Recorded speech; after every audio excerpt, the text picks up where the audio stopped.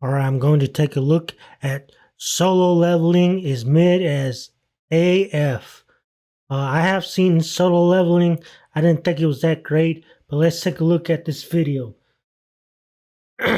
Alright, the link will be in the description down below. Solo Leveling sucks. The anime adaptation is a soulless, watered-down version of the manwa that takes itself too seriously, tries too hard to be edgy, and ends up falling flat on its face. There, I said it. Probably not gonna make me many friends, but I said it. So why are we pretending that this is good? This guy is supposed to be intimidating, but here he looks like a bean. Like a baked bean with cubes glued to his chin. Baked? A baked bean! If you had any idea who my Well, he's dead now, so what can you do to the baked bean but cook him?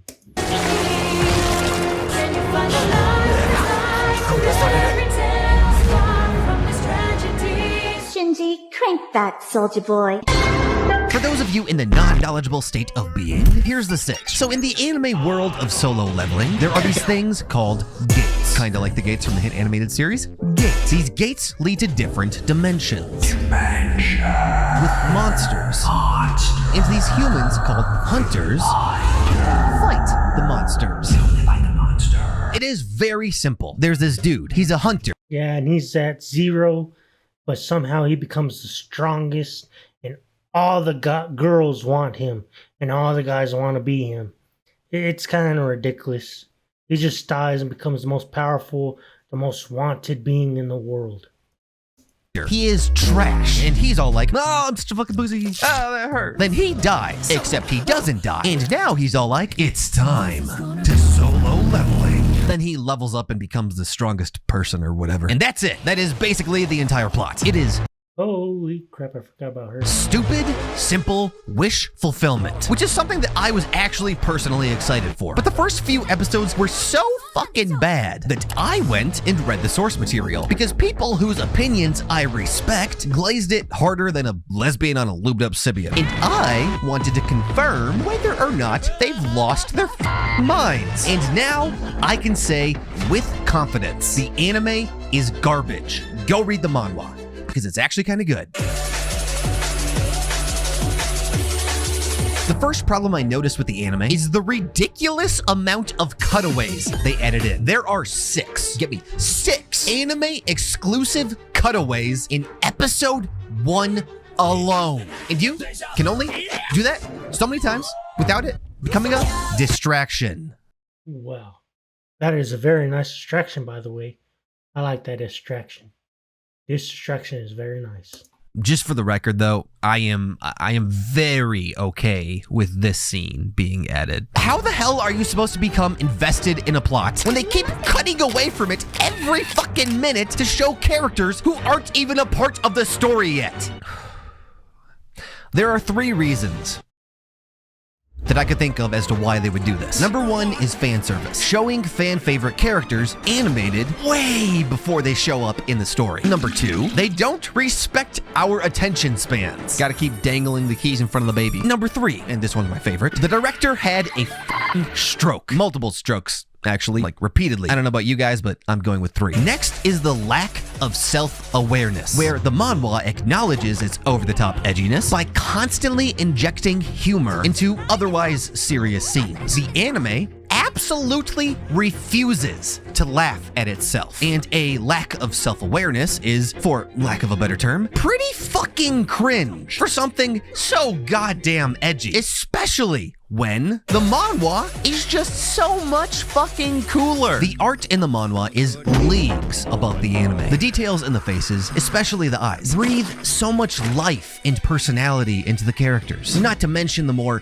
faded color palette of the manhwa, adding some much needed grittiness and maturity. And we've already talked about this baked bean looking ass motherfucker, Dong Suck, who, in the manhwa, is actually kinda intimidating. Not so much in the anime, which is a good representation. I am rooting on my phone. I am a brooder on my phone.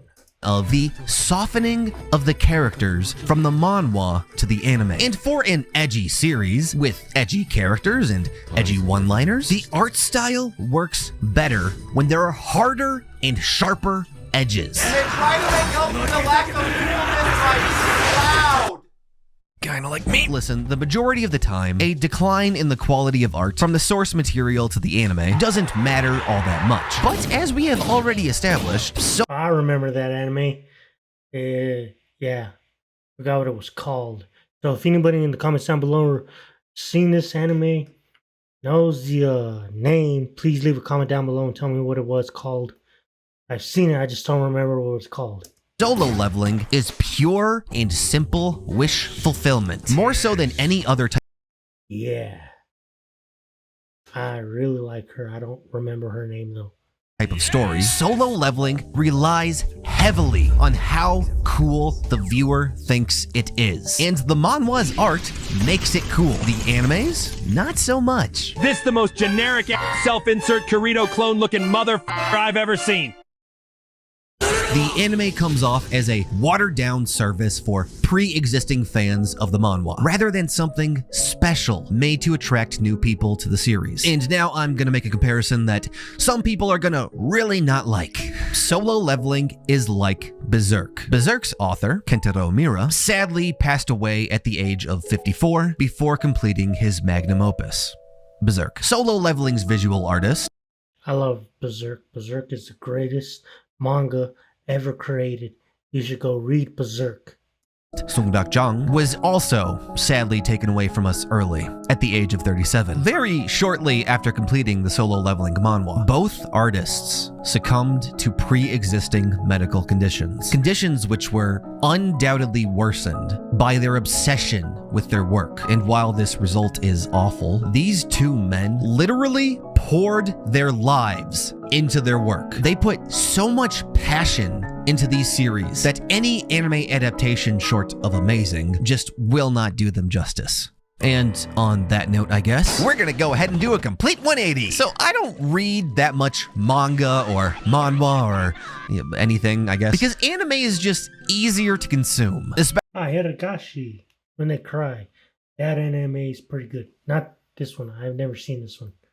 Especially for those of us in the West. That and when anime's good, it's pretty fucking good. So if you enjoy the Solo Leveling anime, then enjoy it. Don't let anybody, let alone some random dude on the internet, convince you that you can't enjoy something. This video was primarily made for people who were turned off by the anime anyway, so that they will go and try the manhwa because it's actually pretty good. But I will give credit where credit's due. And the episode 4 fight in the anime with the King of the Swamp was amazingly choreographed and animated. And the sound design / music does kind of slap sometimes. So I guess the anime isn't all that bad, but the manhwa's just better. Thank you to Fenestrate.